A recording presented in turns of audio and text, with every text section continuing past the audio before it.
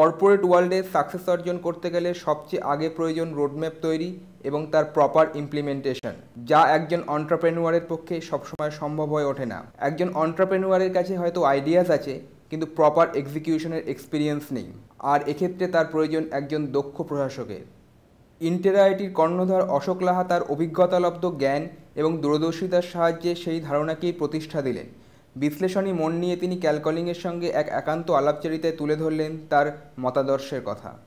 You see, entrepreneurs are born entrepreneurs. So, you cannot coach some entrepreneurs. You cannot teach any entrepreneur how to be the entrepreneur. You cannot teach Steve Jobs or Mark Zuckerberg or Larry Page. They are born with it.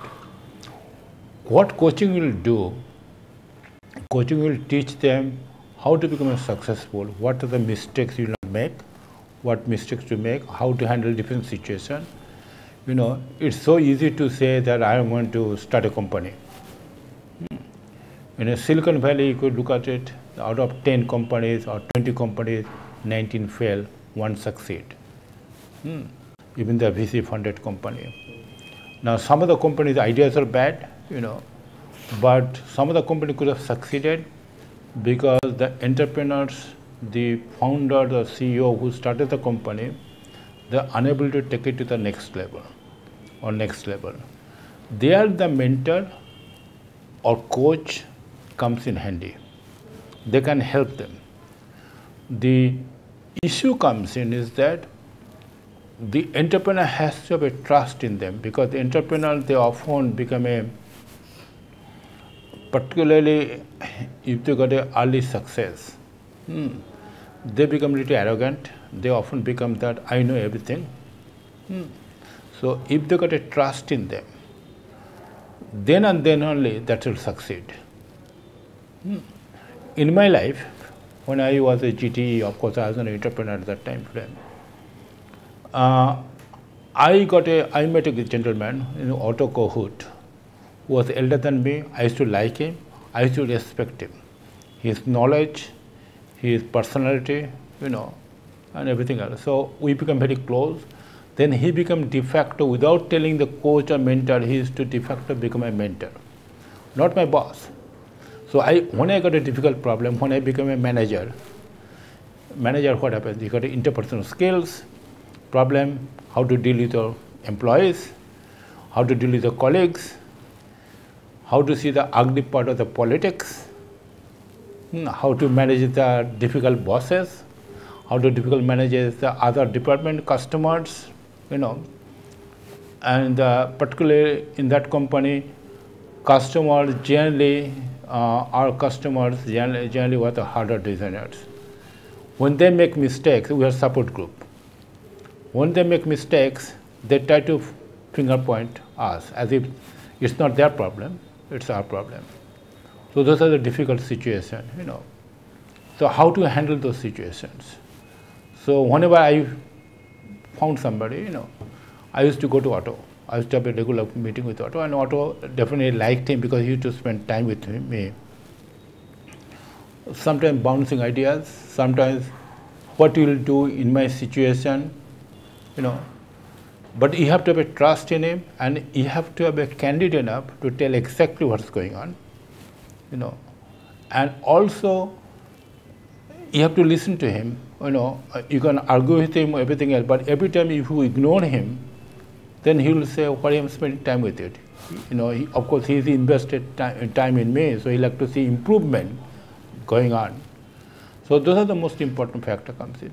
So mentor, you can pick up any mentor. I cannot assign any mentor to you or any coach to you unless the person have to have trust in him, respect him, his capabilities.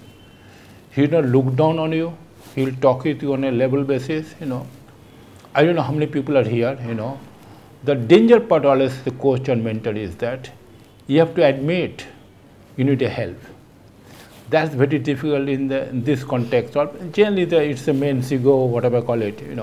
Most of us, we don't have to open up our weak part.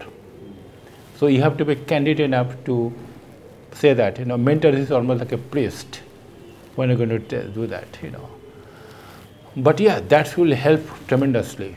I read in the book of the Walter Isaacson about Steve Jobs. He wrote that Larry Page used to go to him for his advice. So Steve Jobs, although he didn't like Google, but he said, I'm going to help this guy out. So he became a de facto mentor for Larry Page, that according to the book.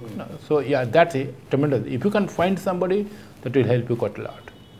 I'm sure that for every successful cricketers, there is a good coach there. Coach. Yeah. I keep hearing from a large number of your own employees that you are more like a coach than a boss. So within the organization, does it pay off to be a coach rather than a boss? Well, you have to be the boss also. There is no way you can. You have to take a responsibility, right? But if you read the book of the one thing is transforming. Read the book of the Jack Welch. He wrote in his book, I think book Winning or a book before that or both books he wrote it. The CEO's job or the manager's job, he should spend 50% of his time to be the coach and 50% time to manage the organizations. So both are needed. Both are needed because you have to hire people who are bright, who are generally better than you, but then you have to help them to succeed or to grow, and because whatever skill set they don't have it, then you have to grow, right? So it's every manager moral responsibility to build these people. The more manager responsibility to make sure his people grows, and that's why his coaching is needed. You have to spend time with the people to coach. Other what the manager's job is. Manager's job is to manage. I often ask, what do you do? I manage. What does it mean? So manager is not a task distributor. So manager has to be the lead on the front. Lead from in the front. He has to bring all the people in. He has to take up full responsibility, as well as he has to make sure his people grow so that it will be for own benefit. I can hire people from outside, but they will be heterogeneous people. The people who worked here for years, if I help them to grow the way I want to take the company out, move there, that's more beneficial than getting people from outside. Where people come from the outside, like maybe TCS, Infosys, Wipro, they come with a different culture. Their culture is different. Their resume may be pretty good, but they come with a different culture. And what you need is a team whom you can grow. So if you got some smart people there, if you can help them grow to the next level, and that they want it, and who can help them? I think it's my moral responsibility to help people. But I generally don't go on corridor and say, I'll be your coach. If somebody asks me for a coach, I can help them. I think it's my moral responsibility to do that. Coaching and mentorship doesn't necessarily mean that you have to create entrepreneurship. Even within the organization, if someone wants to move up along the value chain, then he or she needs coaching and mentorship. Definitely. Most of the entrepreneurs, what they do, they establish a board of advisors, informally, formally, whom they trust, and sometimes, you have to humble, sometimes you have to do successful. And then board of advisors often become a coach to the CEO of the company, and they become very candid because they have nothing to lose. They are very successful people.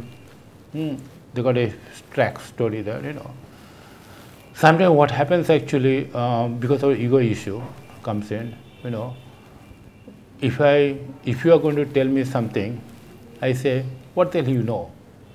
I'm a CEO, you are not. Why I listen to you? But if Jack Welch comes and tells me, I listen to him.